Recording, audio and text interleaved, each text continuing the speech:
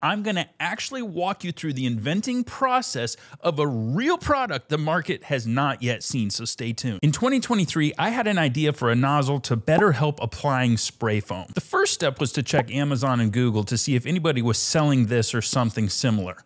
They were not. At this point, there was basically no reason to see if a patent existed around the idea. If it did, no one was using it, so I could just buy it out for a few $1,000s. And say there is an expired patent or prior art, that just means it's open source at this point, and I'm free to dominate the market with a better strategy. You may be saying to yourself, wait, you have to do a patent search. Why?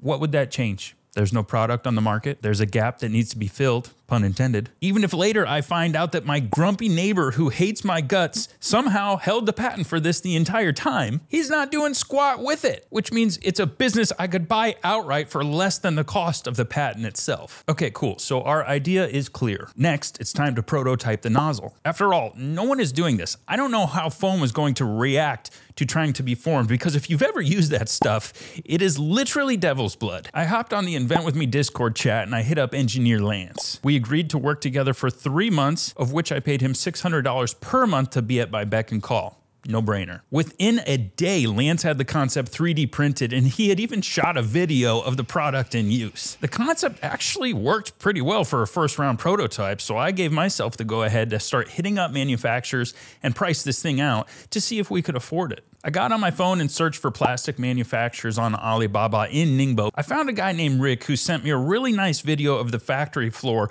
which I liked because they made the molds on one side of the factory and did the assembly and injection on the other side.